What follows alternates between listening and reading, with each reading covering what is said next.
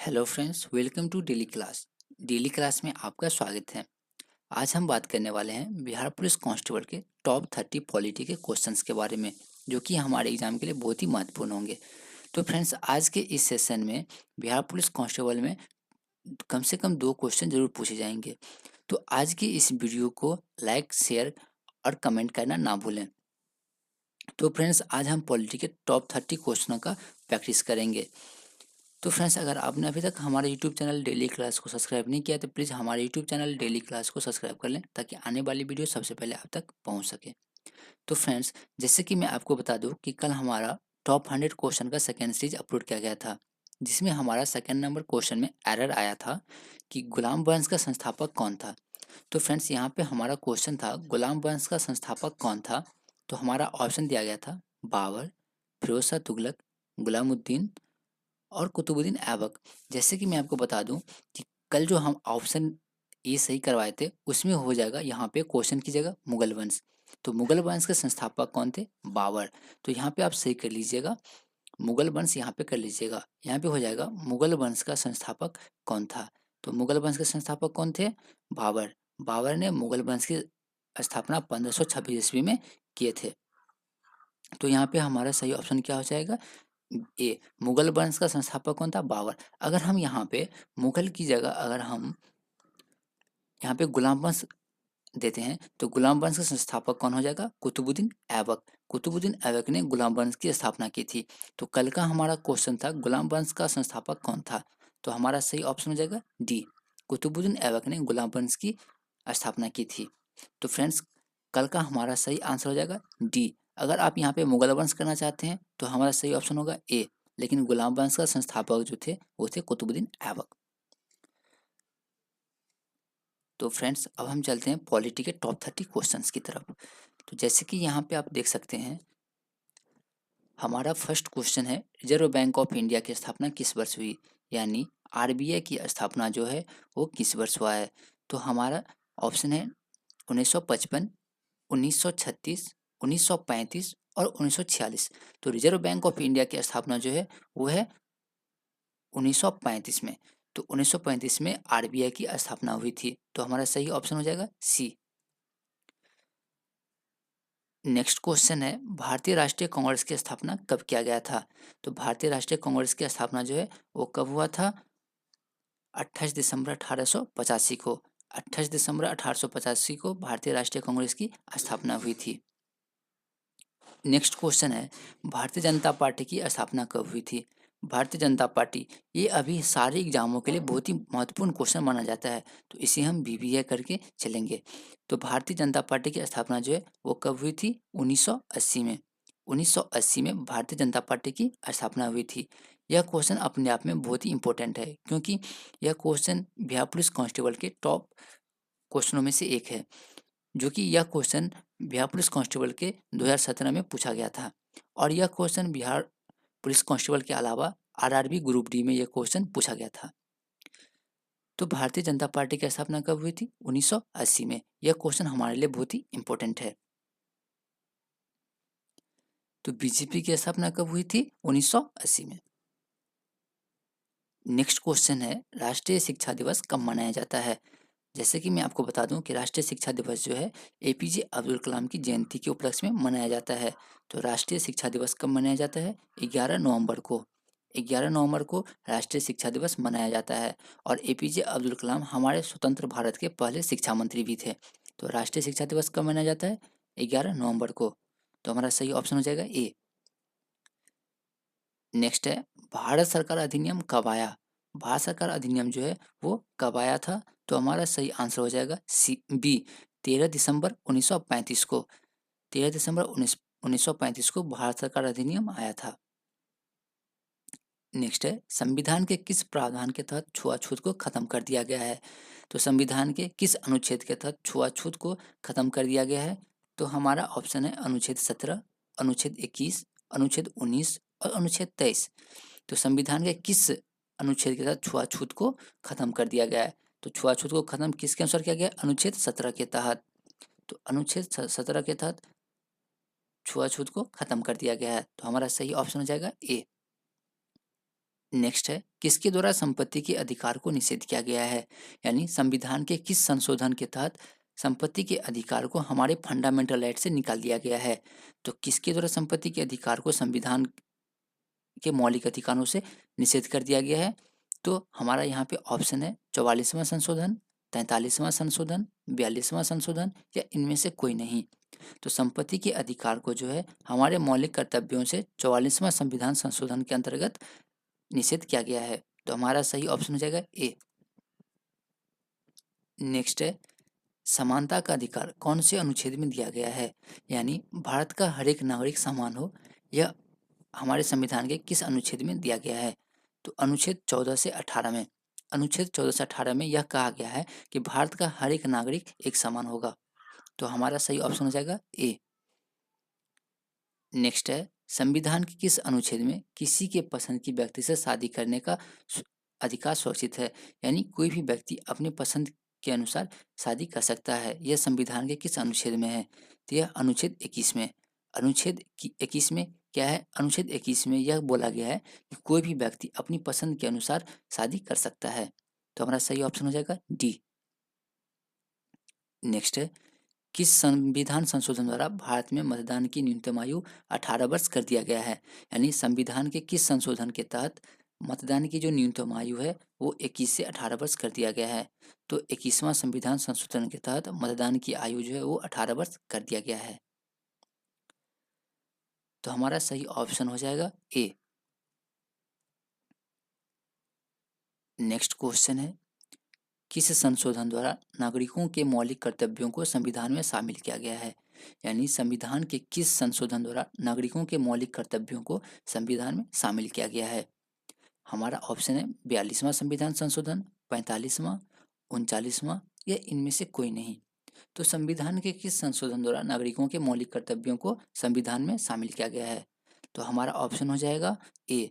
42वां संविधान संशोधन के तहत नागरिकों के मौलिक कर्तव्यों को संविधान में शामिल किया गया है। नेक्स्ट है, किस संशोधन द्वारा सिक्किम को भारत का अंग बनाया गया, यानी संविधान सभा के किस संशोधन द्वारा सिक्किम को भारत को एक राज्य का दर्जा मिला। तो हमारा ऑप्शन है 35वां, 26वां, 36वां या इनमें से कोई नहीं। तो संविधान सभा के किस संशोधन द्वारा भारत को सिक्किम का एक राज्य घोषित किया गया, यानी भारत सिक्किम को भारत का एक राज्य घोषित किया गया। तो हमारा ऑप्शन क्या हो जाएगा, 36वां संविधान संशोधन के तहत सिक्किम को भारत का एक राज्य बनाया गया। नेक्स्ट है, संविधान सभा का अंतिम सत्र कब था, यानी संविधान सभा का अंतिम सत्र जो है वो कब था, 24 जनवरी 1950 को। 24 जनवरी 1950 को संविधान सभा का अंतिम सत्र था। नेक्स्ट है, संविधान सभा द्वारा अपनाए गए संविधान के रूप में कितनी अनुच्छेद है। जब संविधान सभा को संविधान के रूप में अपनाया गया तो उस समय हमारे संविधान सभा में कितने अनुच्छेद थे। तो उस समय हमारे संविधान सभा में 315 अनुच्छेद थे। तो संविधान सभा द्वारा अपनाए गए संविधान के अंतिम रूप में कितने अनुच्छेद थे, 315। तो हमारा सही ऑप्शन हो जाएगा सी। नेक्स्ट है, भारत का कौन सा राज्य चीन के साथ सीमा साझा नहीं करता है, यानी भारत का कौन सा ऐसा राज्य है जो चीन के साथ सीमा साझा नहीं करता है। हमारा ऑप्शन है असम, उत्तराखंड, हिमाचल प्रदेश और सिक्किम। तो भारत का कौन सा राज्य चीन के साथ सीमा साझा नहीं करता है, तो असम। असम जो है एक ऐसा राज्य है जो चीन के साथ सीमा साझा नहीं करता है। इन चारों ऑप्शन में से असम ही एक ऐसा राज्य है जो चीन के साथ सीमा साझा नहीं करता है। नेक्स्ट है, कौन भारत का पहला ट्रांसजेंडर न्यायाधीश था। तो भारत का पहला ट्रांसजेंडर न्यायाधीश था ज्योता मंडल। ज्योता मंडल भारत का पहला ट्रांसजेंडर न्यायाधीश था। नेक्स्ट है, राष्ट्रपति द्वारा राज्यसभा में कितने सदस्यों को मनोनीत किया जाता है। तो राष्ट्रपति द्वारा राज्यसभा में कितने सदस्यों को मनोनीत किया जाता है। तो हमारा ऑप्शन है 2, 6, 12 और 10। तो राष्ट्रपति द्वारा राज्यसभा में कितने सदस्यों को मनोनीत किया जाता है, तो 12 सदस्यों को। तो राष्ट्रपति राज्यसभा में 12 सदस्यों को मनोनीत करता है। तो हमारा सही ऑप्शन हो जाएगा सी। नेक्स्ट है, भारत के प्रथम शिक्षा मंत्री कौन थे? तो भारत के प्रथम शिक्षा मंत्री कौन थे? एपीजे अब्दुल कलाम। इन्हीं के जयंती के शुभ अवसर पर शिक्षा दिवस 11 नवंबर को मनाया जाता है। तो भारत के प्रथम शिक्षा मंत्री कौन थे? एपीजे अब्दुल कलाम। नेक्स्ट है, राज्यसभा में सदस्यों की कितनी संख्या है? तो राज्यसभा में सदस्यों की कितनी संख्या है? हमारा ऑप्शन है 245, 246, 243 या इनमें से कोई नहीं। तो इसका आंसर जो है आपको कमेंट बॉक्स में बताना है कि राज्यसभा में सदस्यों की कितनी संख्या है। 245 है, 246 है या 243 है, ये आपको कमेंट बॉक्स में बताना है।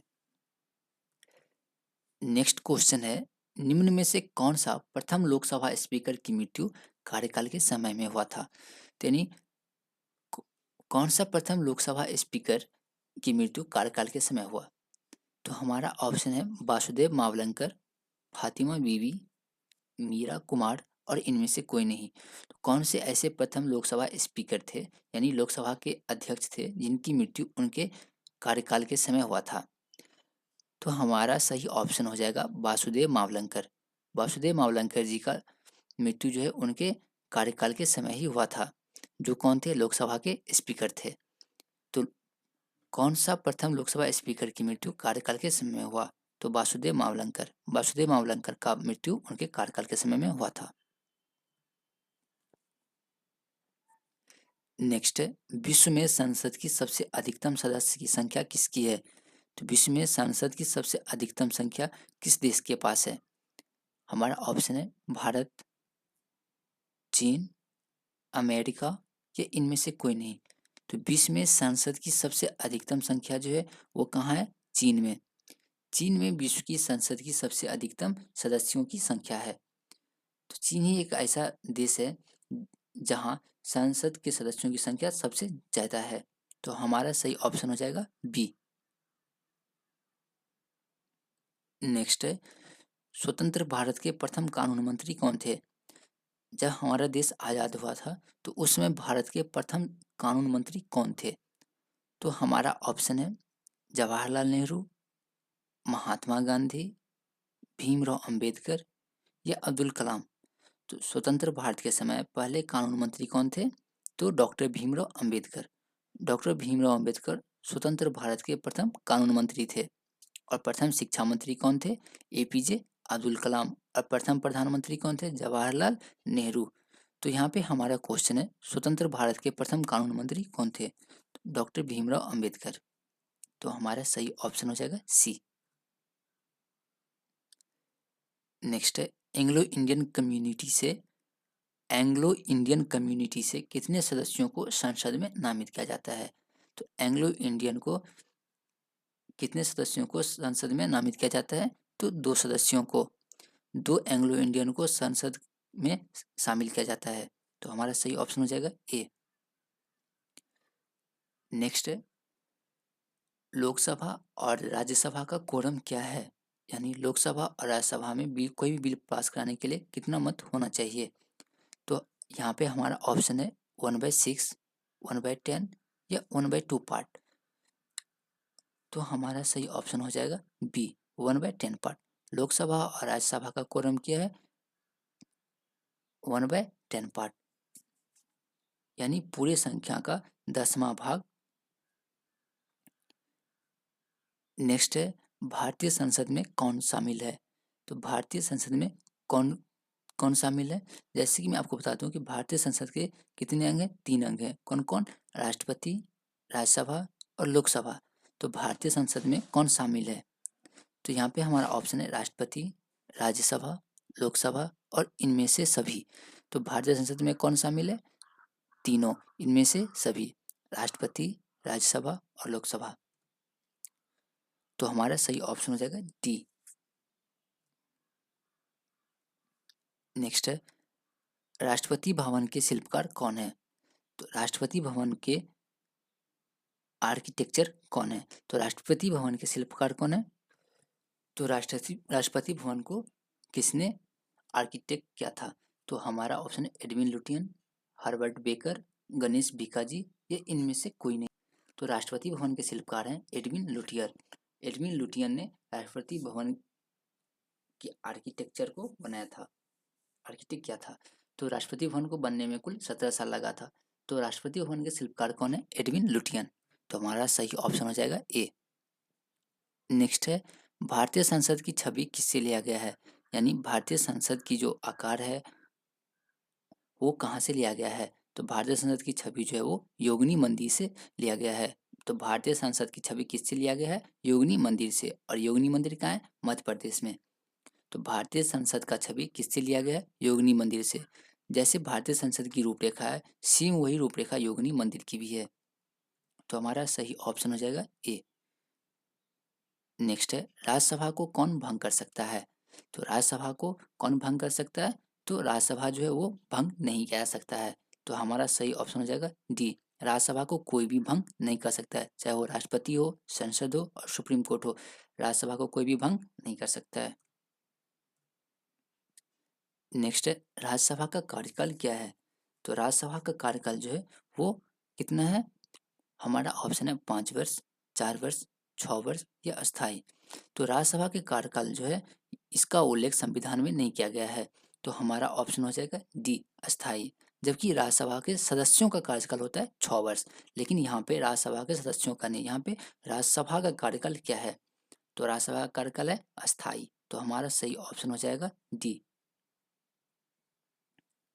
नेक्स्ट है, उपराष्ट्रपति किस पद का अध्यक्ष होता है? हमारे देश के जो उपराष्ट्रपति होते हैं वो किस पद के अध्यक्ष होते हैं? जैसे कि मैं आपको बता दूं कि उपराष्ट्रपति को उनके पद का सैलरी नहीं मिलता है। तो उन्हें सैलरी कहाँ का मिलता है? तो उन्हें राज्यसभा के स्पीकर होने का सैलरी उन्हें मिलता है। तो उपराष्ट्रपति किस पद का अध्यक्ष होता है? राज्यसभा का। तो राज्यसभा का अध्यक्ष कौन होता है? उपराष्ट्रपति। तो हमारा सही ऑप्शन हो जाएगा ए। तो दोस्तों आज के लिए बस इतना ही। इस वीडियो से रिलेटेड आपको कोई भी प्रॉब्लम हो तो आप हमें कमेंट बॉक्स में बता सकते हैं, और हमारे इस वीडियो को लाइक, शेयर और सब्सक्राइब करना ना भूलें।